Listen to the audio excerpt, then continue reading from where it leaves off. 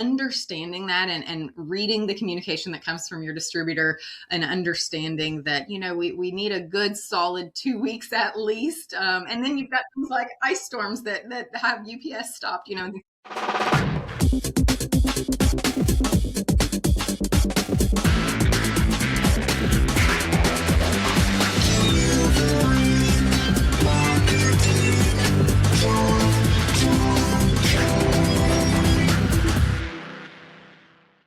Hey there, and welcome to a brand new episode of Delivering Marketing Joy. I am your host, Kirby Hasseman, and joining me today is a repeat rock star. Super excited to dive in today. She's the CEO of the Branded Things at Williams Advertising. Sarah Whitaker, thanks so much for joining me.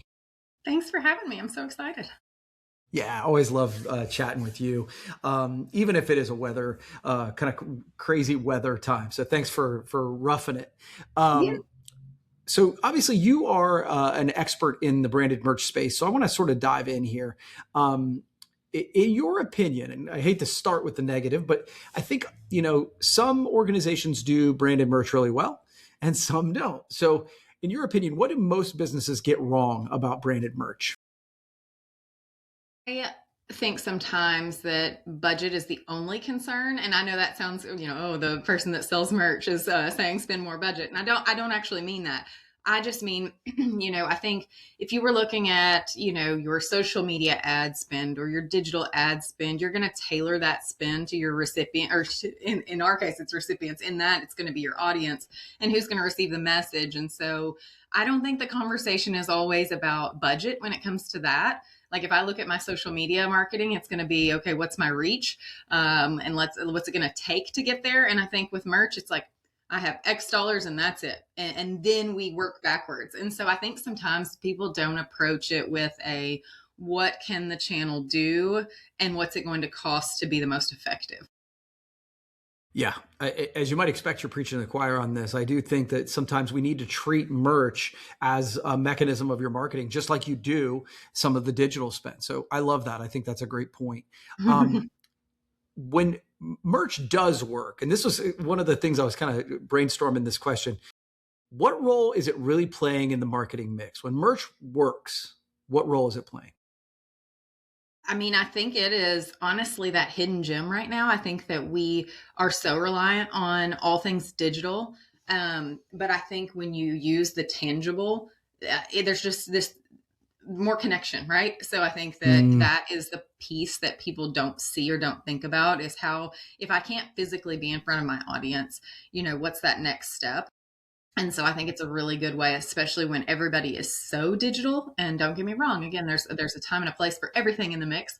But I think when you really lean on how can I build that connection, and it's going to be that, I think that's fantastic. I have an example actually from the weekend. So we are talking about the weather and it being gross and icy and cold and all of the things. And I had a client actually text me a photo, and she was using a couple of items that I had gifted her a couple of years ago. Right. And so, I don't think anybody's pulling up an email blast or a social media ad or anything that a brand sent them a couple of years ago, and they're referencing that. That's just not the same. So Yeah.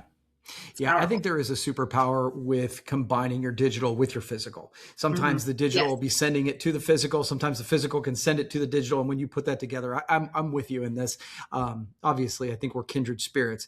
And that actually leads me to the next question, because I think you and I are kindred spirits. We have talked Mhm. offline several times about running a business in this space. And you've always been a great voice in the space for me. So I appreciate that. But what's been the hardest part of growing as an entrepreneur in this space? I mean, I think it is getting outside of that commodity mindset with the customer. Like on the customer facing side, I think that's the trickiest part, is that, because it is a product, and, you technically could go to a bunch of different people and work on it. But that positioning, that design, that even that experience of getting the product is quite different depending on who you work with. But I think another challenge is honestly on the actual inner workings of what we do, and sort of trusting that supplier partner, that production facility, to you're really trusting them with your client relationship at the end of the day. And so for me, that increasingly has been a challenge. Yeah.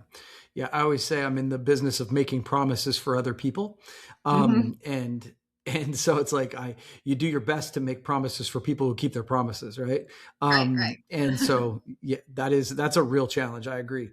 Um, okay, so let's get tactical for someone listening to this podcast and they're like, okay, I buy it. The merch can really create a connection, but if a small business or a business wants to start using merch better, what's the first step? Where should they begin? Okay, so I think that you have to first decide, am I doing this for advertising purposes or am I doing it to show appreciation for somebody? And position your merch in that way, especially when budgets are limited. So we work with a lot of small businesses, right at that startup phase. And a lot of times I think that, going back to digital, I think that they think social media is free because technically it is. Except you have to think about your time and the reach and all the things, but that's a different conversation entirely. But I think that so a lot of times enough budget is not put behind overall communication and marketing really at the onset.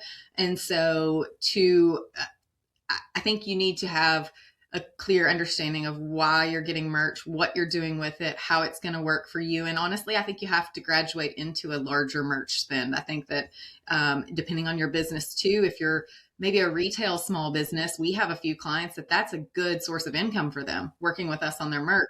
And then that's a really fun way for them to get some added dollars in their place. So just depends on who you are and what you're using it for, I think. Yeah, it reminds me, and I'll do my best on this to make it quick, but when you've said that, it's like trying to understand what you're using it for. And it reminds me of the difference between brand marketing and direct marketing, right? Mm-hmm. Like, so, and merch can be the same thing. It's like sometimes you're just building that brand. You're just trying to get out there and, you want your brand on the wall. You want your brand sitting on the desk, and that's brand marketing. And sometimes you're like, come here and get this thing, and it will drive, and then it's direct marketing. And I think understanding which you're trying to do can have a massive impact over um, whether or not you deem it as a success. Mm-hmm. Does that make sense? Exactly. Yes, Okay. absolutely. All right. Final question for you. What's one simple question companies can ask before ordering merch that hopefully will make their experience even better? Okay, so this is super tactical, I think, but it would make everybody's experience a lot better. Is understanding production time and not, if someone says, and we try to do a really good job of explaining, if it's 5 to 7 days production, there's a few days on the front end and a few days on the back end.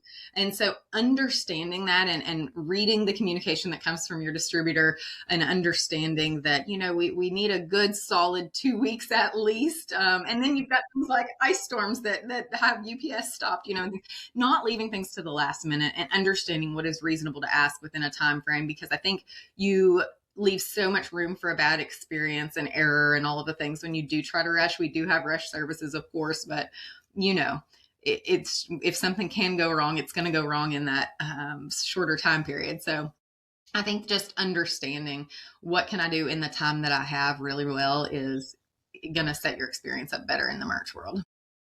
I love it. That's great advice, because I think, the reality of it is many of our distributor peers and our supplier partners, they have rush services, but the rush service is designed for the exception, not the rule. Right. And I think many folks use it as the rule, right? It's Mm-hmm. like, oh, this is how I'm going to operate all the time. And then they're pissed off when it doesn't go perfectly. And it's like, well, I certainly don't want to say that it's your fault, because it's never the customer's fault. But I mean, a little bit. And you could do so much cooler stuff if you could. And I Right. understand everybody has a million things going on, but the thing that even takes 30 days, if you'll allow for it, could be really on point and really support your marketing goals. But if we think of it as this last minute, oh, I've got an event next week, let me get something, whatever I can, that's a whole other thing. Well, I think it comes back to not just doing it to check a box, Yeah, right? right. It's if you are intentional about it from the very beginning, about how it plays into the entire marketing mix, I think everything about what you're doing is going to show up better. Mm-hmm. Sarah, thank you so much. You always do a great job on the podcast. I really appreciate it. We'll have to do it again. Okay. Thanks for having me. Absolutely. Well, that's going to wrap up this edition of Delivering Marketing Joy. We'll see you next time.